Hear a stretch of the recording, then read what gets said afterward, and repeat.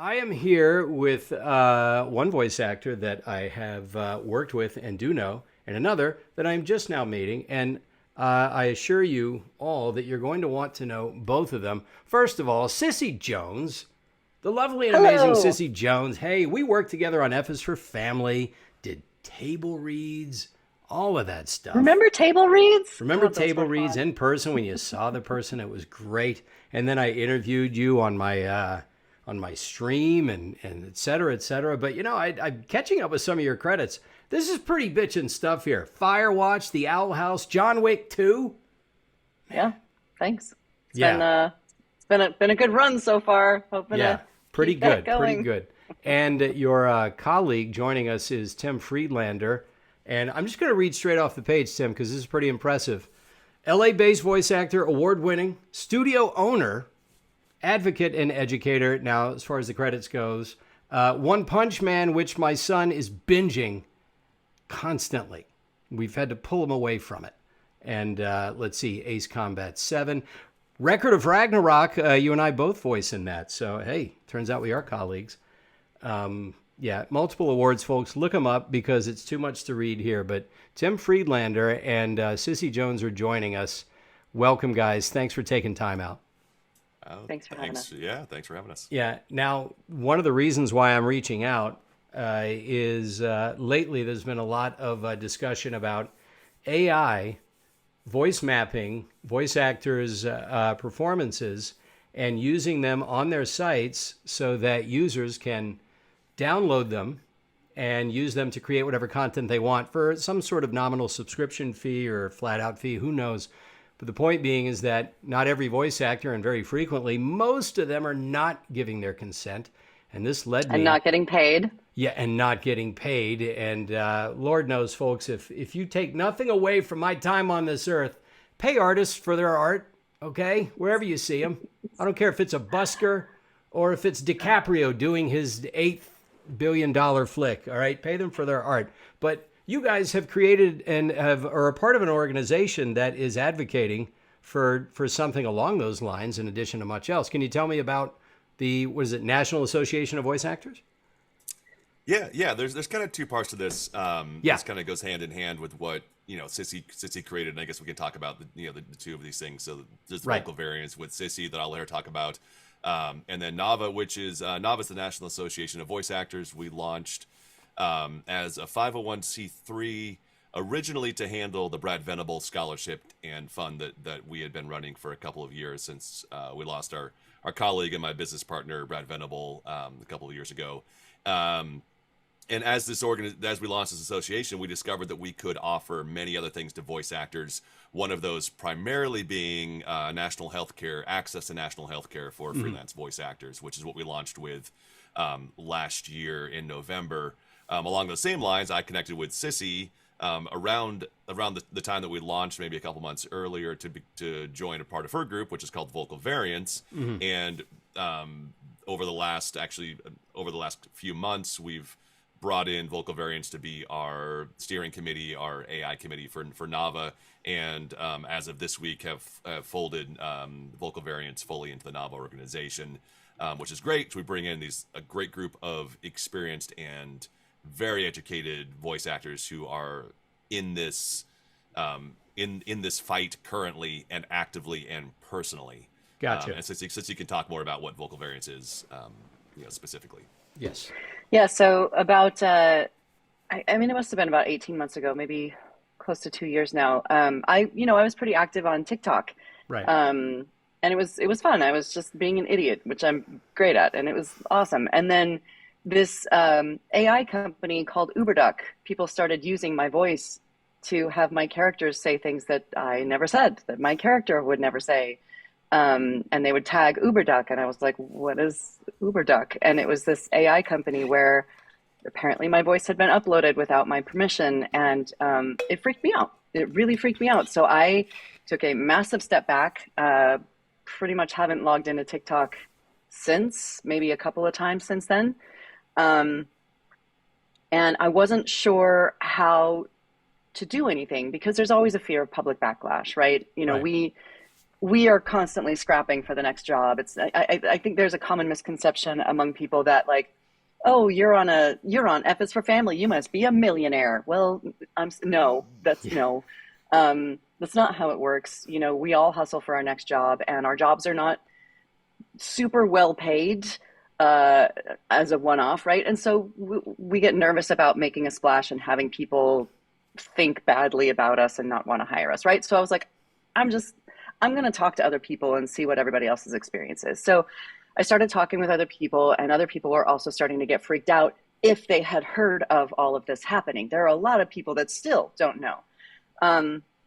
Anyway, so we got a group together, the Vocal Variants, and we started kind of talking about what is out there right now, where this is all going, what we want to be a part of, and how we can build a framework to exist within it. Because there's no stuffing the genie back in the bottle. We're not stupid. We know that, Right. you know, technology can't be stopped. It can only move forward. Fine. So how can we be a part of the conversation? Because right now we are being shut out, Right. and that's not okay. Right. And so, you know, working with people like Tim, working with one of our members, Zeke Alton, who is on the board at SAG-AFTRA, working with members of the non-union community as well. We've built a framework of 6 tenets that we want to see moving forward with AI companies. We want to be a part of the conversation. We do. But right now we are not allowed to be. And I frankly feel like that is a theft because it's my voice. And, Right. you know, Chris, when we start talking about like how this stuff can be used, you know, it's one thing to do like, I made a home animation and here's the character saying the thing, and neat. But when you start looking at commercial brands downloading an AI voice, if Toyota takes an AI voice of Cissy Jones and makes it say something on a Toyota commercial without paying me, suddenly I'm out of the running for Honda and Kia and everything else, and I don't even know it. Right. Right. And I'm not getting paid. Yeah. Right. Yeah. So And it's what? No, go ahead. in addition to that, you know, we've seen some real predatory contracts going out to the non-union community with terms like in perpetuity throughout the known universe and one-time buyout of, you know, $3,000 for somebody to go in, which sounds like a lot of money if you're making less than $40,000 doing this job. And it's a side hustle that you do for some extra cash. And someone comes and says, hey, kid, I'll give you $3,000, but you got to give me your voice for the rest of your life. And you go, okay, what's the harm? What's the worst that can happen? There's more where that came from. Yeah. And so we're trying to put an end to the predatory nature of a lot of these contracts. We're also starting to see some language popping up in legitimate, like union contracts. Right. That is, we run the risk of that becoming boilerplate, where they will literally say that they can take your session from a animation recording and run it through machine learning and create a digital double of you just in case. Yeah. I'm not okay with that. The union is not okay with that. But this language is showing up in these contracts because the attorneys are just putting it in there just in case.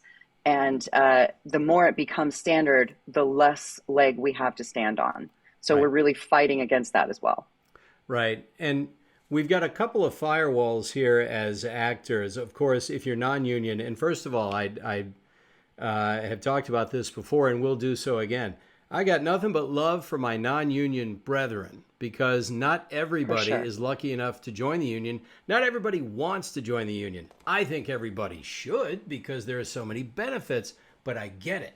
I get it. And so if you're... I haven't heard a better reason to join the union in a long time than the ability to fight back about this. Right, because I'm about to give you one if you're skeptical. A lot of times getting paid on time, getting paid at all, you need a union behind you. It's not just your agent that's going to fight for you. Working conditions are standardized in the union, and they have to be observed and they have to be upheld. But on top of that, these new concepts take a long time for the actor to get. Now, there are some pretty sharp actors out there that can self-advocate. They have a background where they understand this stuff. But your average actor does not. They're too busy hustling, right? Yeah. And yet the people that do understand them are the people that instigate these new concepts, that initiate them. They have a handle on them long before we do. And by the time we figured it out, we've already allowed, as you say, language to become standard.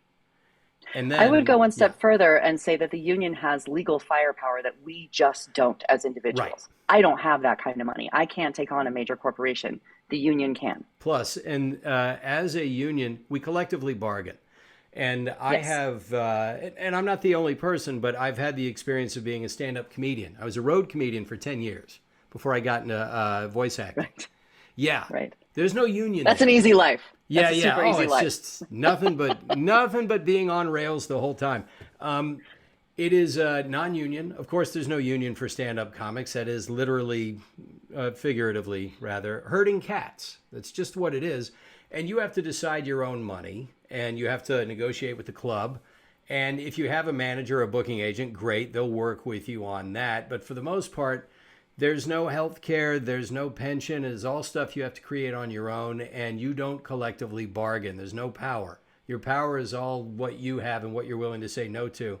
The union can collectively bargain these things. And the reason why we have residuals is because they've been collectively bargained over decades. And the reason why we have any real advances that we have in contracts that make them superior to non-union contracts were because at some point or another they were collectively bargained. And yes, lawyers were involved. Which these new terms that are being snuck into very large corporation contracts have not been collectively bargained, but we are being told upon arriving at sessions, if you don't sign this contract, kid, you can't do the session.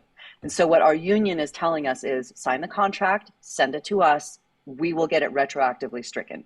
Gotcha. Yeah.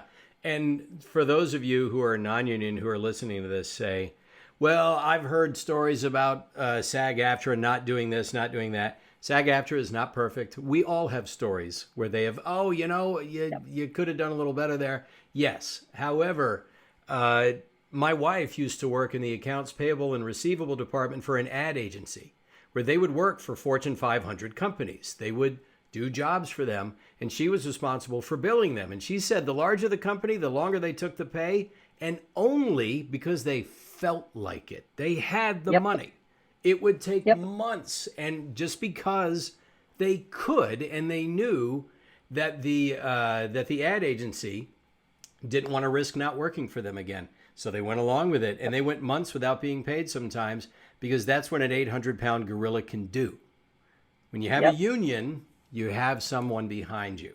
So, yeah. So we've set the table at least for the conflicting parties. The small here. things. Yeah, but I picked up on what you said about AI and the companies using it. We don't want to be enemies. We know this this is not going anywhere. Let's find a way to work together. I mean, Tim, have you guys been trying to work on language, that says that?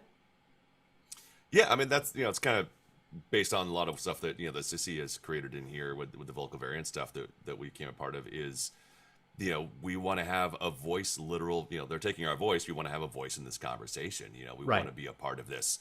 And our official stance is that we're not anti-AI, we're pro-voice actor. Right. And we want to sit down, and there's lots of ways that we could help these companies make this AI better, make these synthetic voices better, make them beneficial for those who want to use them. Find a way for those who want to use them. If somebody's just, like, Cissy, you get a great example of, like, a student video or a fan dub or something that somebody puts together. There's potential for that to be used properly and okay with safeguards.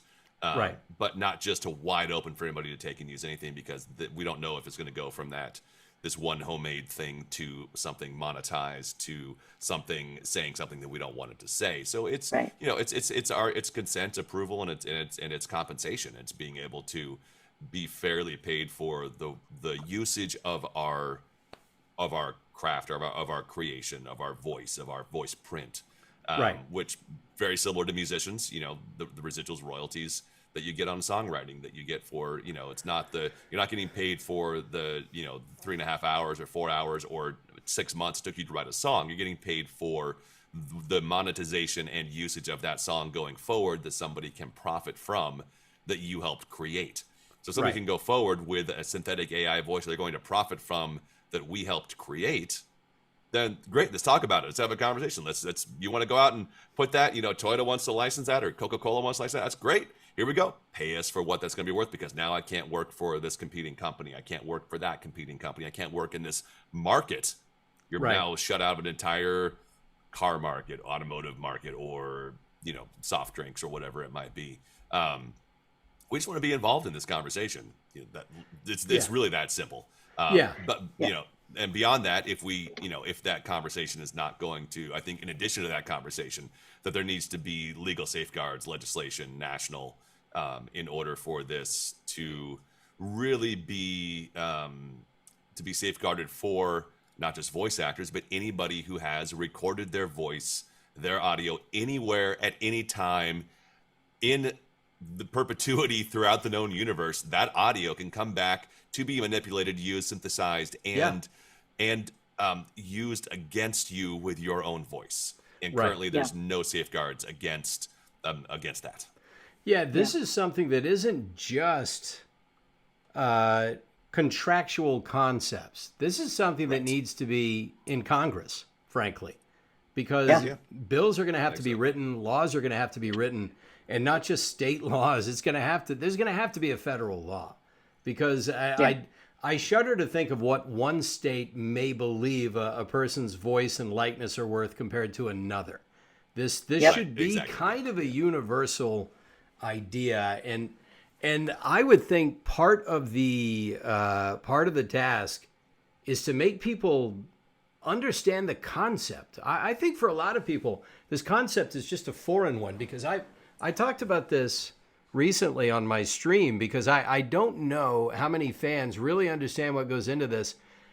For example, somebody may ask, let's say a production company asks, can we AI map your voice? All right, we're going to use you for the first session for this video game, and then we'll map it. And then you don't need to come in after that. We won't have to record any more sessions. We can map it, have you say whatever we need to say as the character. It'll be easier for us because the AI will do the heavy lifting. It'll be cheaper. We don't have to pay for studio time, et cetera, et cetera.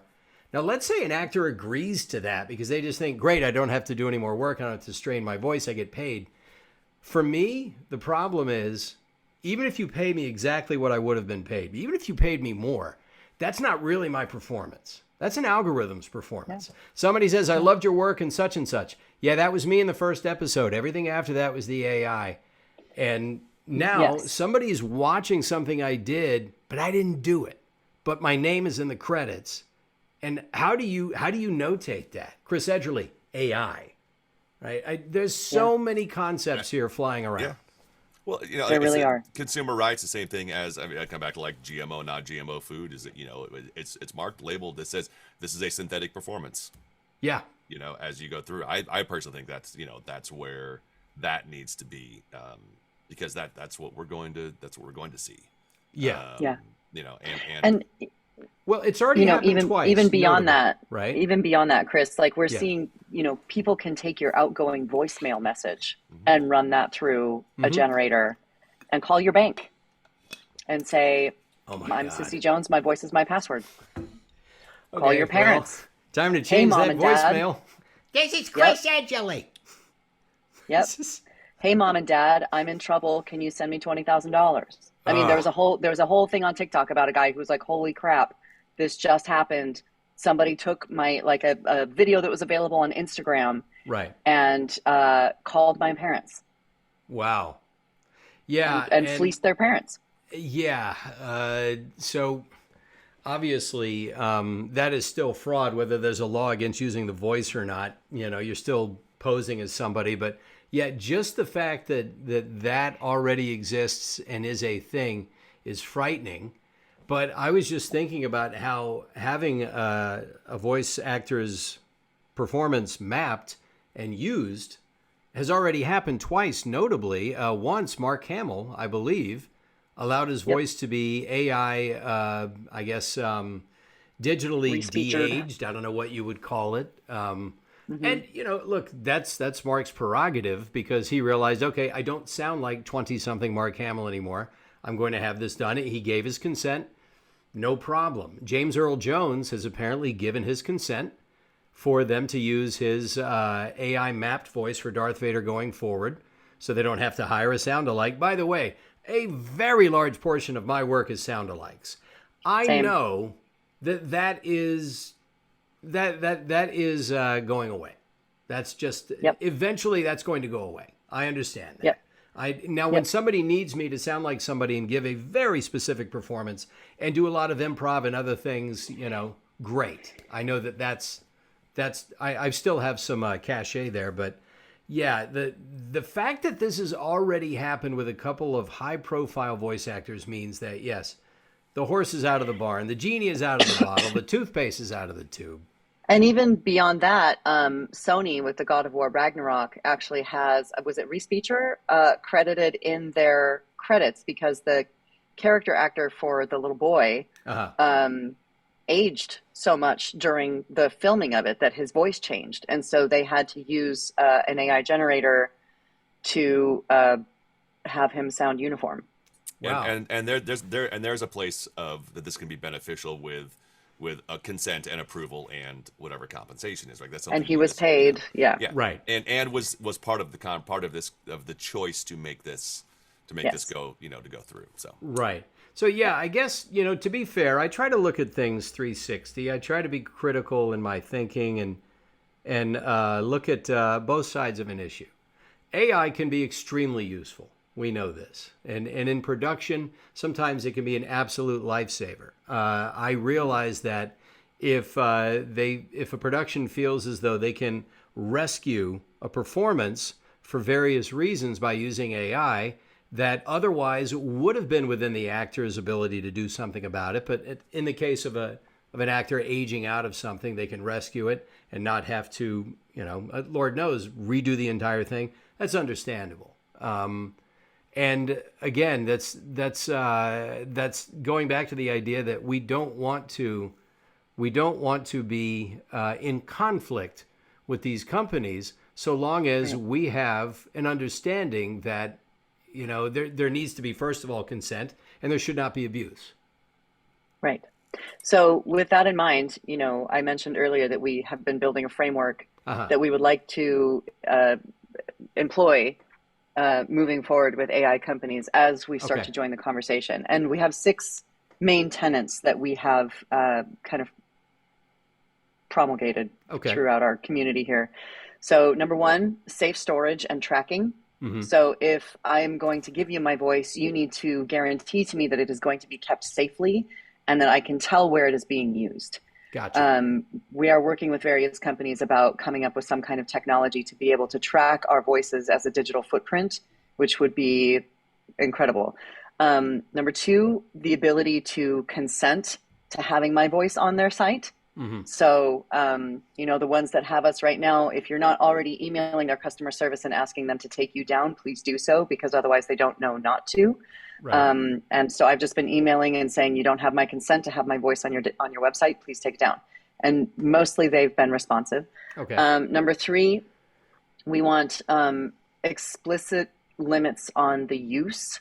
So understanding how it's going to be used and where. This goes back to the, commercial that we were talking about. Is this going to be on a Ford commercial? And then are you going to tell me? Because I want you to tell me. Yeah. We want the ability to opt out. Or to say, I'm done having my voice on your website. Thank you very much. Please delete me. Because that still gives us ownership over our voice, and we're not just signing it away and they, can just say, we don't care. We want appropriate payment, and we want clearly denoted exclusivity. So those are our 6 tenets. And these sound like fairly boilerplate ideas that would have existed in some form or another in previous contracts dealing with different concepts, correct? They do not, as far as we know, they don't. A payment exclusivity, payment usage and paying a payment, those have existed, but not in specific relation to synthetic or digital digital use of somebody's voice. So to have that as appropriate payment and clearly denoted exclusivity for a synthetic voice specifically is something that we have not seen. And safe storage, is not something that safe storage and tracking is really something that we do not have or have any guarantee of, or have any ability to even know if there's safe storage. Look at how many websites get hacked, how many data leaks do we have? Somebody's voice gets out in one of those data leaks along with your password and something, something incriminating that would let somebody link your voice to you personally. You have a lot of risk, potential risk in there if that safe storage is not enforced. Right. Now, what has been, obviously, there are always going to be bad actors out there, rogue individuals who do whatever it is they do. What has been some of the more egregious abuses that you've seen by companies, that organizations that are supposed to know better? Just straight ripping our voices. Really? And just straight ripping them.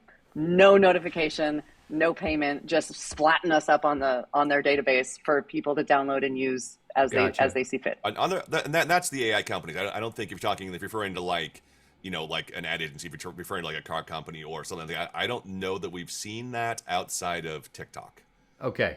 TikTok specifically, which was kind of the canary in the coal mine a year and a half ago or 2 years ago with Bev Standing, whose voice was sold from a Chinese company to Dance Bites, who is a TikTok, I believe Dance Bites is TikTok, right? To TikTok to use as their AI voice without her approval, her consent, her knowledge, or payment of any kind. They're the ones that have been egregiously used somebody's voice for their company for monetary gain, and that became the very popular AI synthetic voice. Fortunately, we have not seen yet, as far as I know, a national commercial pop up with a stolen voice, or I think based on my conversations with that side of the industry, those who are actually creating the commercials, the casting directors, the producers, they're not the ones who are pushing to use these AI voices. They're definitely on our side of things.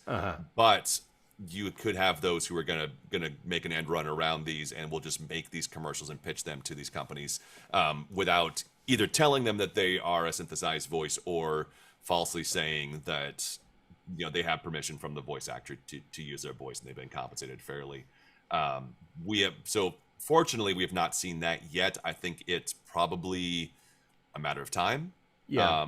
Hopefully, it's something that we have enough advocates and allies across the artistic community that if something like that does happen, it gets shut down very quickly, or we even are able to stop that before it gets to that point, that we have the producers and the creators and the animators and the illustrators and the sound editors and the studio engineers all aware of this potential happening, that they could catch something like that early enough in the process that it doesn't go to air. But right. That's a very big but. I think people also need to realize that this is not a niche phenomenon. I was just reading an article about how CNET, a media organization, has been using AI to write articles for a few years now. Now, they've been boilerplate, there's that word again, articles. And inaccurate. Yeah, frequently inaccurate, frequently, grammatically, not always exactly correct. And I have a degree in journalism. It's from many years ago, before the idea of AI was even a concept. And I read articles, and already I look at grammar and I think, come on, I hate to be a grammar Nazi, but you're a professional, take a little pride. Now I've had to go back and think, that might not have been a person. That might not have been somebody who was just asleep at the wheel. That might have just been given to AI. So AI is writing articles. AI is already automating very many processes and across a great many industries. And AI is drastically improving. And as much as I just read about how they are AI mapping voices for audiobooks and offering to pay actors to read, apparently, according to the article I read 100,000 words, specific words. It maps your voice, and then it uses it when you're not available. whatever that Yeah. might mean. And they pay $5,000 to $6,000, these companies, which for an unestablished actor might seem like a lot of money. And they do promise that they will pay you for usage. Now, if that's all in the contract, that's fine. Apparently, the AI does tend to read a little flat compared to a trained actor, especially a trained narrator. I've not done an audiobook, but that's a kind of stamina that is that takes training. But Yeah.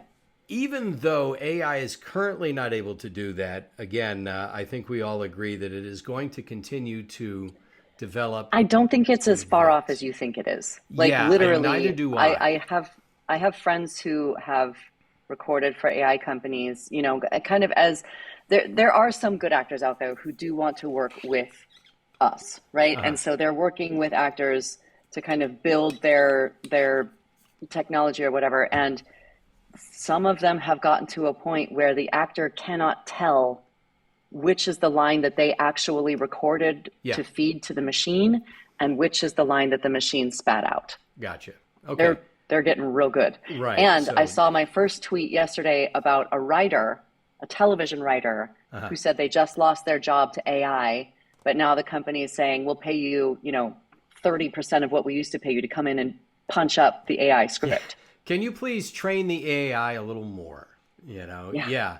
Can you come in and sweep up after the machine that replaced you? Yes.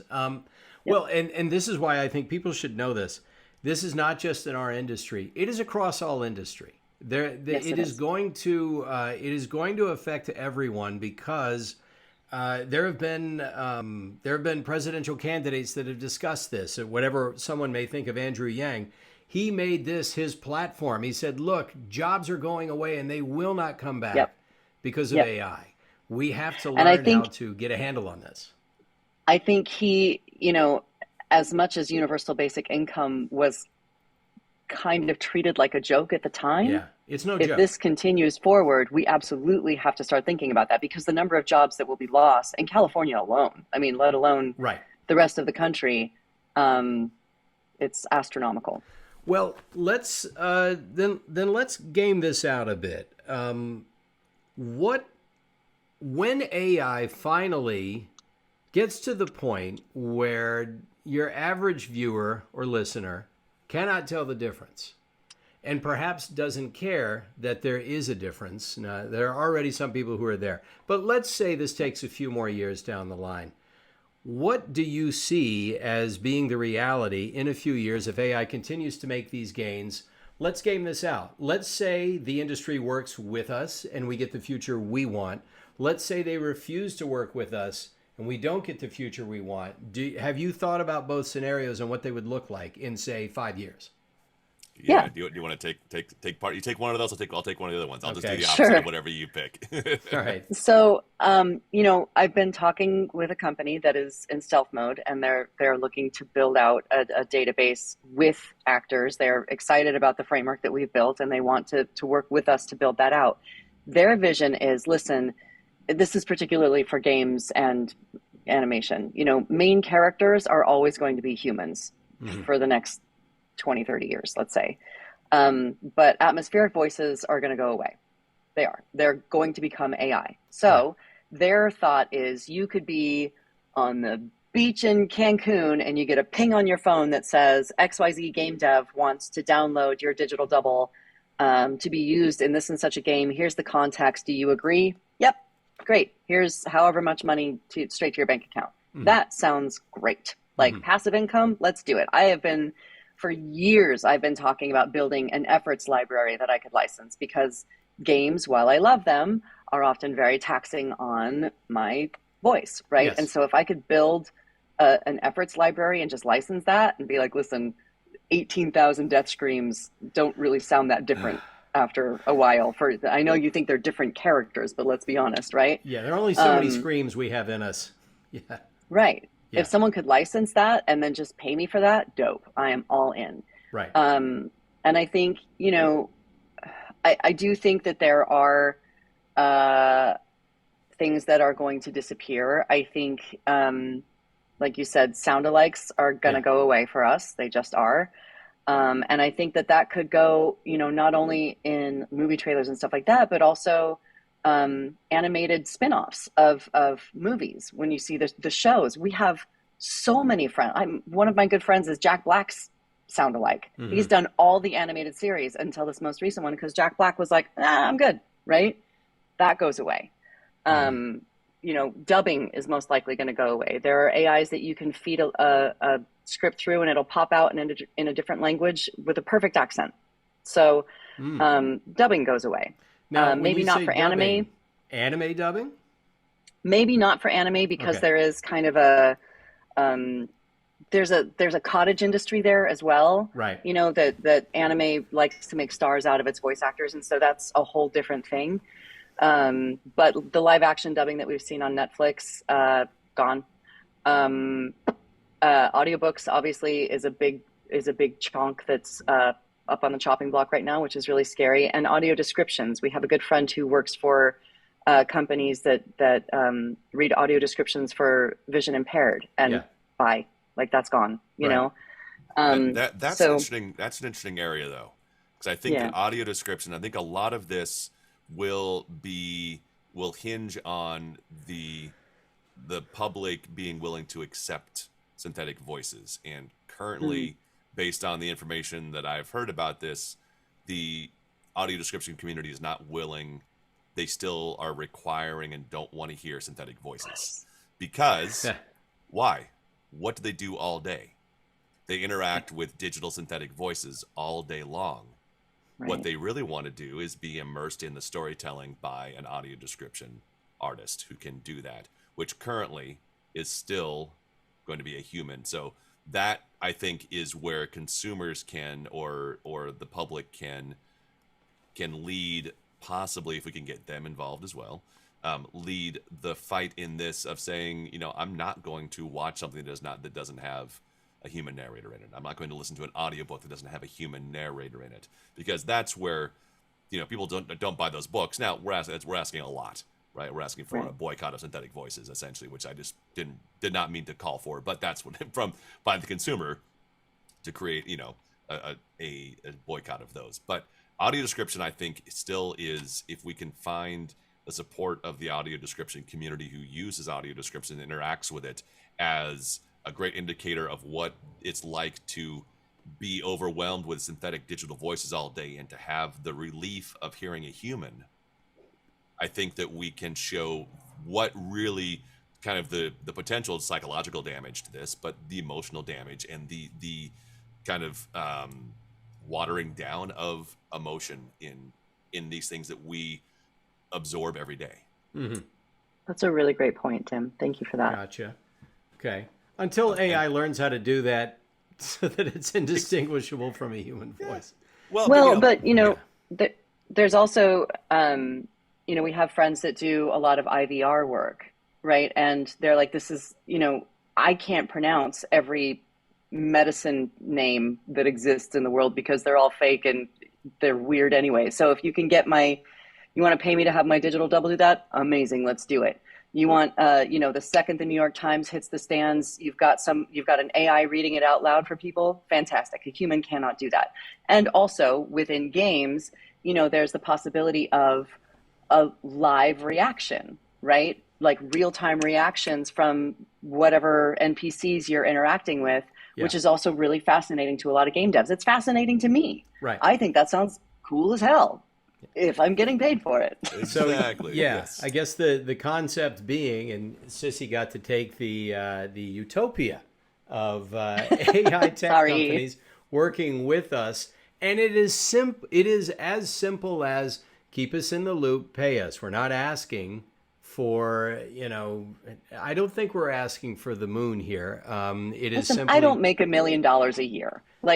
I'm a voice actor. I don't make $1 million a year. I live comfortably, but I'm not asking for 7 figures here. I'm asking for a comfortable living. Well, also, I guess what the question would become is how much would it be to use only the AI as far as cost goes for the company, as opposed to what voice actors would potentially try to negotiate for themselves, collectively and individually, if the costs are not that different, I would hope that the company would see the logic in going with that, because when you have a good relationship with the actor, there might be a point where you do need to have them come in and do something, because maybe the AI simply can't tackle that.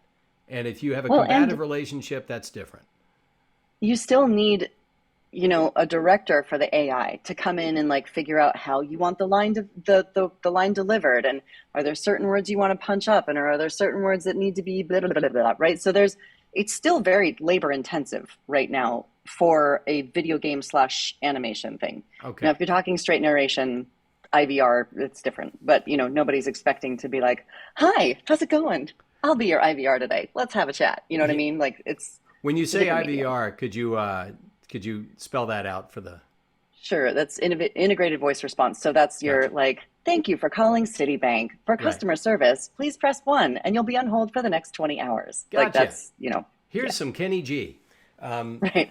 Good luck. Okay, so that is our scenario where AI companies and the companies using AI tech work with the actor. We don't want it to sound like it's all that prohibitive or all that complicated or all that combative, and it is something that I would like to think is mutually beneficial. Now, Tim, if you would, what is the scenario in which they decide to dispense with all that, cut the actor out of the loop entirely? What does that look like in 5 years? So what happens right away? The first people to get hit are the blue collar working class 9 to 5 voice actors, the ones who are training to be voice actors, the ones who are the $50 per finished hour audiobook narrators, the ones who are taking the $500 national jobs, the ones who are trying to build a career, who are trying to learn, students who are animators and want to be voice actors. Those jobs go away first, because that's unfortunately the synthetic voice. A synthetic narrator is not going to make mistakes. Their audio quality is going to be better a lot of the times than somebody who is first learning. And so what we lose now is the training grounds beginning of the next generation of voice actors. Celebrities aren't going to go away. Same reason why animation is still strongly union, is because a lot of the celebrities are still involved.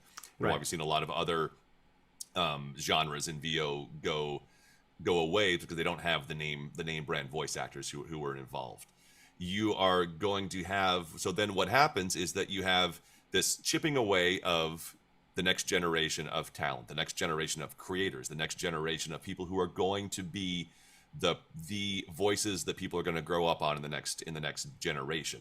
That goes away first. So we slowly then have this loss of the blue collar voice actor. Then we lose the middle class voice actor, the ones who are actually able to make a living full time being a voice actor, but aren't well known. They're the ones who are the day players, the ones who are NPC, additional voices. Yeah, additional voices. Yeah. NPC number 5, innkeeper number 7. Somebody who plays 13 different voices in a mobile video game. Those voices start to go away next. And now what we have are left with now this kind of top end 1% celebrity union only voice community that's left of human voice actors. And now we've gotten rid of this human gatekeeping, and we've now established an AI gatekeeper who, if people complain about trying to get into voiceover, break into voiceover now, what happens in 10 years if you have to compete against a perfect sounding, perfect audio quality, doesn't have to invest $5,000 in a home studio to even get started, voice that can narrate something perfectly with no mistakes? Wasn't late for the session. And never get tired. Never late for the session. That's impossible to get through. So though people who are worried about gatekeeping in the voiceover industry now, which I have an issue with that concept of gatekeeping in general. That's a whole other discussion. But if people who are worried about gatekeeping in the industry now, what happens to those gatekeepers aren't actually human next time around? The next generation is fully synthetic, and now you're competing against literal digital robots and versions of this voice that can do what you do better, because they've been being trained for the last 10 or 15 or 20 years on hundreds of years of human history and technology. They're going to so that is the worst case scenario, that you slowly chip away, that voice acting becomes a very elite, celebrity only, small niche industry that only a very select crew of humans can get into and do. And once they start to disappear, there's nobody to come after them. And now AI just moves in and takes over all of that. Right. And if I can add Yes. insult to injury there, Sure. then rather than it's the same.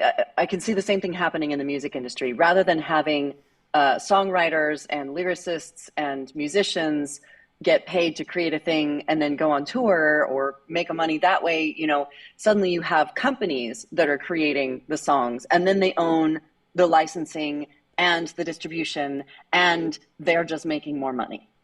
Yeah. Right. And so again, it just takes anything that might have been this and just shoves it down and creates this massive chasm. Which is odd because the music industry has always treated its talent so fairly. And, But the same thing, Exactly. with our industry, right? With entertainment is if suddenly we've got, I don't know, Tupac is the lead in every movie, yeah. but whatever hologram company is getting paid to create that. And at some point, his image becomes public domain. So his estate won't make any money. And it's all the companies that do you Right. see? It's like this horrible snowball effect. Yeah, I had a conversation with my wife about this because my wife is a musician. So she's finally been able to carve out some time when she's not homeschooling our kids, being the CFO of my corp, and bless her. helping maintain the household and all that. She's finally had some time to use her studio on the other side of this wall to create her own music. And I said, based on what we're learning about AI, so many people are going to get used to the idea of just downloading loops and snippets of music, and they don't care if it's from a person or not. It's utility for them. They want to be able to use it for their own ends. So Which they're if you're doing already. Yes. They're doing They're already. doing already. Yes, if you're creating content, all the content you make can be taken and replicated by an AI unless it is unique to you. And in that case, and this is kind of existential and meta, but you literally become your content. The fact that you, Cissy Jones, Tim Friedlander, Chris Edgerly, are actually doing something, whatever it is. My stream where I talk to my followers, my videos where I try to learn guitar. All of these things cannot be replicated by an AI because it is unique to my actual person. That may be, if this runs rampant, that may be the only content we are left with. And I told her, when you're making your songs, make them obviously the way you traditionally make them. If somebody wants to enjoy them, then they certainly will. But remember that if AI takes that and does whatever it does with it and devalues it, the content you will be left with is you yourself. How do you get, Gigi, my wife, how do you get people to consume your art without AI inserting itself into it? And the only thing I can think of is having it be kind of about you. I know it's an awfully solipsistic thing to absorb, but it might be the only way to survive in this market. Yep. But then, if people are already pushing back against the idea of an influencer, that's all that's left. Yeah. You know what I mean? We're all going to have to become influencers. We're all going to be on our phones 24/7, making content for the content monster. And for what? What does it mean? The only other concept I could come up with when I was trying to game this out on my stream recently when I talked about it, and I said, people who are audiophiles, people who are true music lovers, almost always say they prefer listening to an album on vinyl. My wife is one of them. She says, "No, vinyl sounds better. I don't care what you say. I don't care how clean an MP3 is. Vinyl sounds better." And I said, "Okay, maybe it does." But vinyl is not portable. And that's why vinyl never got farther than it did once cassettes came along. And once the 8-track came along, vinyl will never be portable. So MP3s will always be more popular. However, there will always be people that say, "I don't care, I still like vinyl." So what we will become is vinyl. If people decide, no, I have to hear Cissy read it. I want Tim, right? They're vinyl. Yeah. All right. They're vinyl aficionados. So there will be Well, a thanks, need. Chris. I wasn't feeling old at the beginning of the day, and now. Well, I'm still older than both of you. I'm pretty sure of that. So I'm 53. So yeah. All right, So you win. yeah, the point being that people, and again, I interviewed a historian, Dr. Ian Mortimer. Everyone should look him up. He writes about history, and he writes about how you need to look at history from a perspective. Some postmodernist perspective is important to understand what is happening in each century and how it might apply to today. And as I was telling you guys before we rolled here, and as he has written about in one of his books, Millennium, back in the 13th century, the idea of the individual in Europe didn't really exist because people, they didn't have mirrors, they didn't get to see themselves, they didn't get to think of themselves as an individual. Very often they were literally slaves. That idea finally, it took a few hundred years to really take hold. Once again, we are seeing, and it's an overused term, but corporations are becoming almost monarchistic in the control they're able to exert over markets and over individuals. And if we're not careful, AI will be another way in which they can take away a person's personhood. And just because it is an afterthought that we are individuals and you have a concept of yourself doesn't mean a company, with the help of the courts, can't take that from you as well, piece by piece, almost so that you don't notice it. This is simply the tip of the spear. Unless, of course, you guys have something to tell me to cheer me up about that.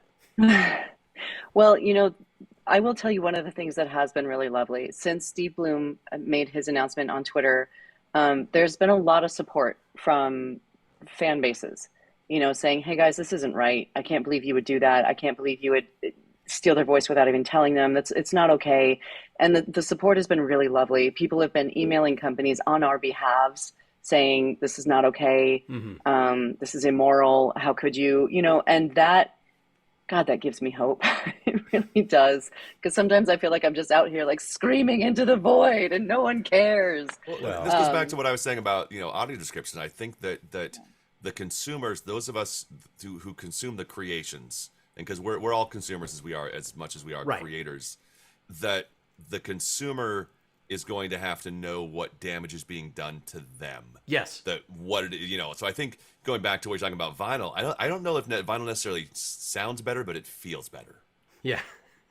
Yeah. And a human voice, a synthetic voice, human voice may not necessarily sound better, but it feels better. We know, and it's kind of an esoteric approach to this, but we know what it's like to be on a call where you have, again, like, thank you for holding your call, and then a human answers and you go, thank somebody you I can talk to. Yeah. Your call is very important to us. Exactly. You're like, just that same thing over and over again, because it's the same pitch, the same note, the same inflection, the same everything. There's no nuance. There's no subtleness to these things.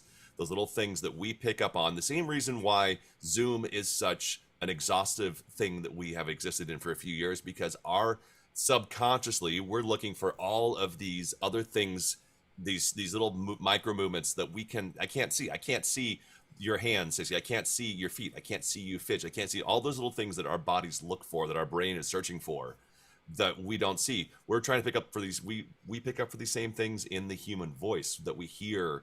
We hear these little nuances, little subtleties, this little possible inflection in something that could mean something different because it comes based from this experience. Same, why the uncanny valley is so weird when you see, some, even mocap still for me kind of bothers me because lips aren't exactly right. It looks right, but it just something feels wrong. We can't put our finger on what it is. So I think if we can get the consumer, the fan, the one who these characters mean so much to them, who have affected their lives, who they have connected with, who that they have, some kind of interaction and relationship with in something that has affected their lives.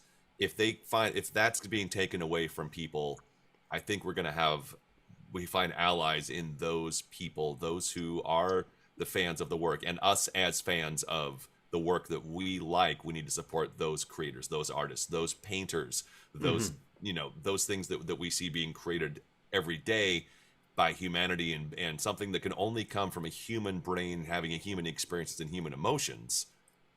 that those are the things that we can support and we can feel, and those are the things that change people's lives that an AI and synthetic voice currently cannot do. Not that they won't, but they currently cannot do. And if we can get this message out about the potential to change the way that we feel and consume and interact with art, and art being Netflix, art being Hulu, art being anything you download, listen to on Spotify, if those things are going to change, the things that we consume and get us through the day, that got us through the pandemic, that people turn to at their absolute lowest when they had nothing else to turn to, we turned to artists to get us through the last 3 years. That's what we turned to. If we people can hear that those are going to be taken away from them, that experience is going to be changed without their approval, without their consent, without their ability to know, then I think we have something potentially to bring people to the table with us. And I would go one step further and say that it won't stop with us. 6 months ago, when everybody was doing their profile pictures through an AI generator, do you know what was in that end user license agreement? What? They own your image. They own your image. Yeah. So you think it stops at actors? No, it doesn't. No. They can take any existing anything and make it theirs if you click I agree. Right. I remember years ago when everyone was on Facebook, including me, and then I got off. I no longer cared for the experience. People were getting angry that Facebook was doing stuff with the photos that they had on there.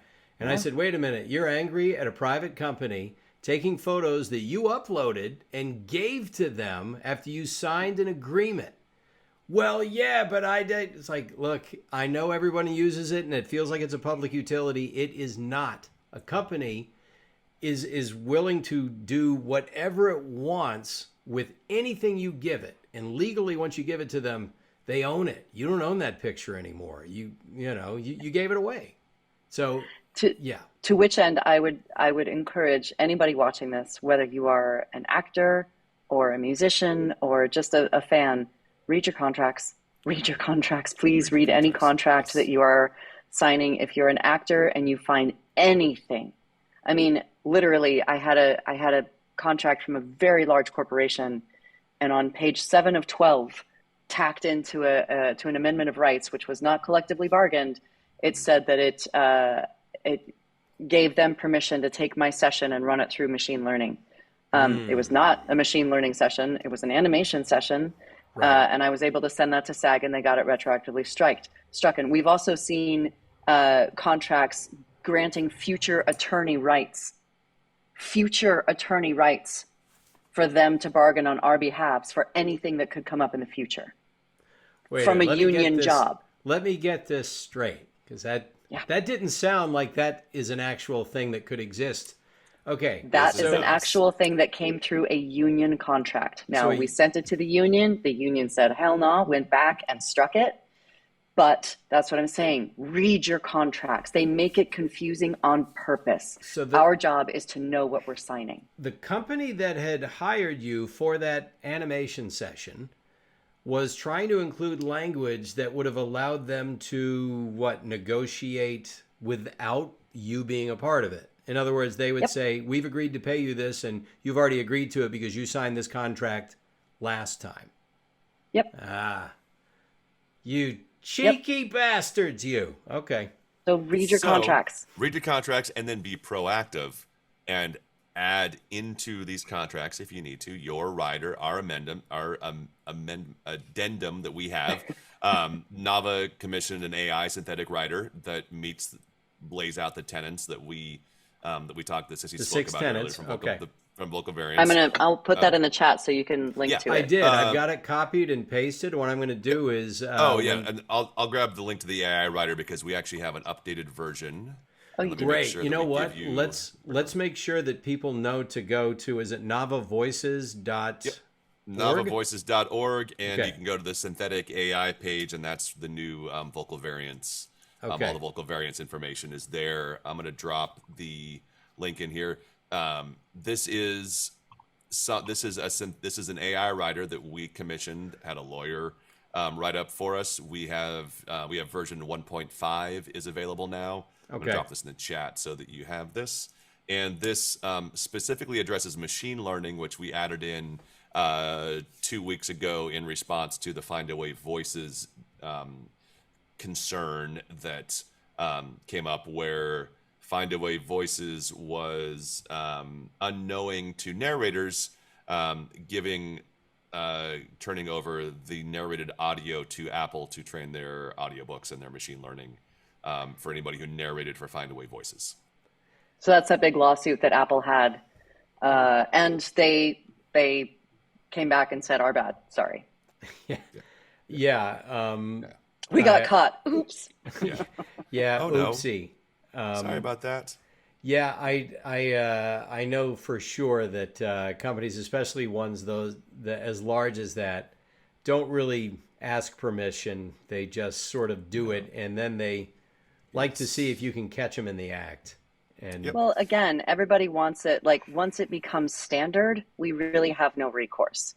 You know, if we can catch it before it's standard and say, this isn't right, we didn't agree to this, then it's like, oh, whoops, how did that get in there? We'll have that taken out right away, right? Gotcha. So you have to read the contracts, and it's not fun. We know it's not fun.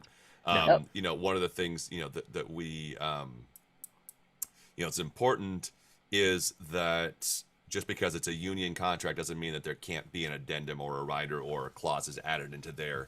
One thing that people don't know all the time is that when you download a contract off the SAG-AFTRA website, it's in a Word doc, and you can edit it as needed. So if you get a document that is a SAG contract, doesn't mean it wasn't edited and changed.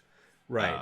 And you know, we have the you know, good faith in the people that we work with that they're going to not do that. But you know, they can say, oh well, you know, this, our producer asked us to add this clause in there. We can say, great, I'm adding in, here's my rider that I would like to add in. It's open for anybody to use.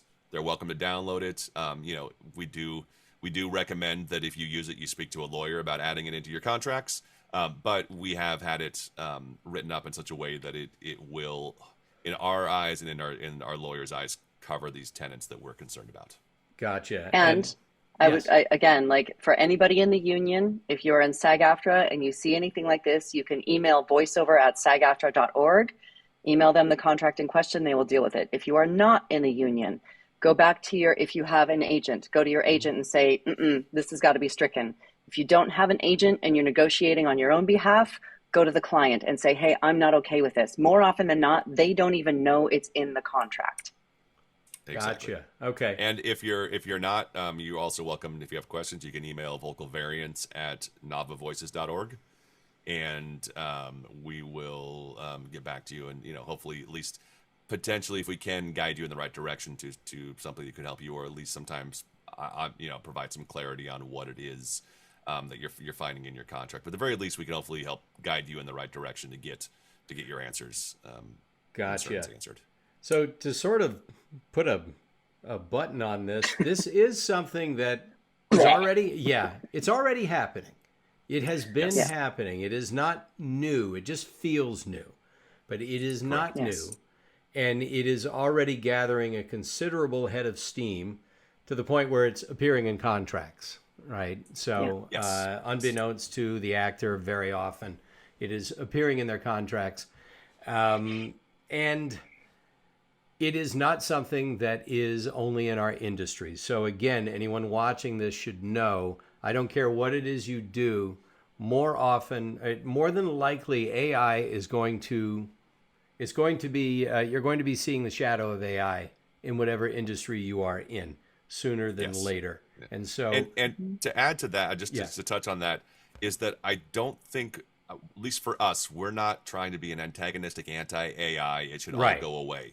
Is be educated and know where it's happening, know how it's happening, know how it impacts you, and know how it's going to impact things as you go forward.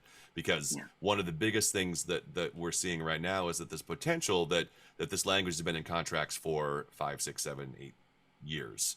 That over this whole time that Siri and Alexa and Bing and Bixby and whoever else Cortana has been happening, is that had to be trained from somewhere.